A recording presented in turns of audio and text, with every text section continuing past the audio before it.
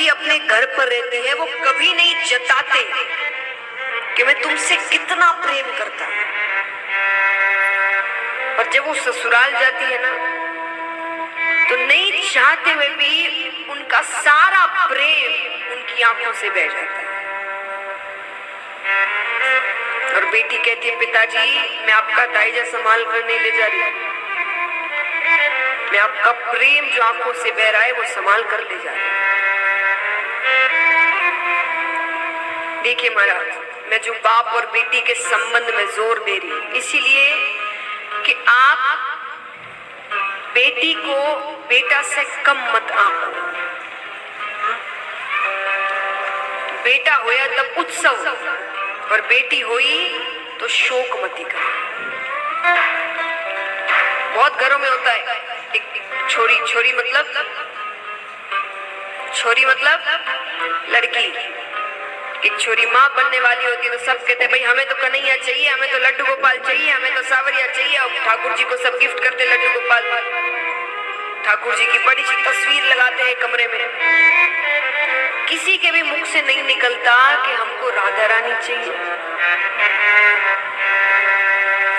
वो छोरी चिंता में पड़ जाती है कि छोरी हो गई तो, और छोरी हो जाए तो ऐसा चेहरा बना लेते हैं लगे छोरी नहीं चोरी हो गई घर में।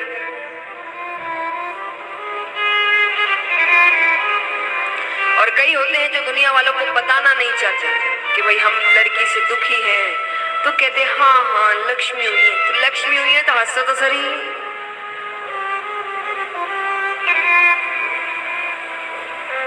पर आजकल ये सब इतना नहीं होता। क्यों नहीं होता? इसीलिए नहीं कि हम बहुत आगे बढ़ गए, पर इसीलिए कि हम इतने आगे बढ़ गए हैं और विज्ञान ने इतनी उन्नति कर ली है कि आजकल छोरियों को पैदा ही नहीं होने देते। नहीं चाहिए तो गर्भ में ही हत्या कर दो। ये बहुत बड़ा पाप है, इसका बहुत बुरा परिणाम मिलने वाला है सबको।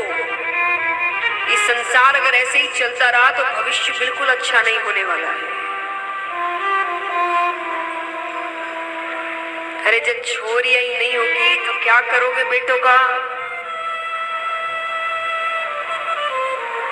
भगवान कहते हैं कि एक नारी के बिना तो मैं भी इस संसार में नहीं आ सकता, भगवान होने के बावजूद। एक नारी का ऋण भगवान नहीं चुका सकते, तो हम और आप कौन होते हैं चुकाने वाले? आप इतनी चिंता मत करिए क्या होगा कैसे होगा, शादी कहाँ होगी, वो सब अपना भाग्य अपने साथ लेकर आती है। एक बात बताइए, आप ज्यादा होशियार के ठाकुर जी? सच बताना, आप भी हो सकते हैं, भगवान ने दिमाग दिया है। आप ज्यादा होशियार के ठाकुर जी? जोर से कहिए। तो क्यों होशियारी लगाओ? जब भगवान ने कुछ दिया है तो सोच समझ कर दिया है, भविष्य देख कर दिया है, किसके भविष्य में बेटी सही है, किसके भविष्य में बेटा सही है, तो प्रसाद समझकर ग्रहण करो।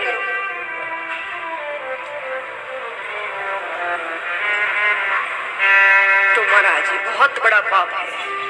और आपको क्या लगता है, हम आज मान लीजिए ठाकुर जी राधा जी का कोई मंदिर आता है तो हम क्या कहते हैं, किसका मंदिर है?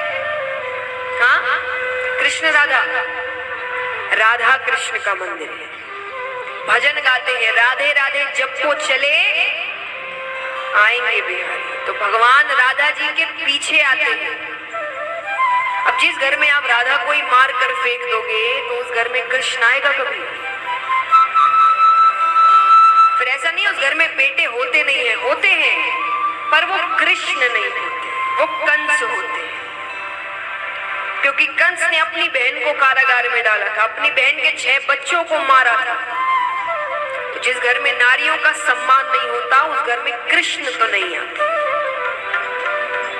और जहां नारियों का सम्मान करोगे, जहां पीछे पीछे कृष्ण अपने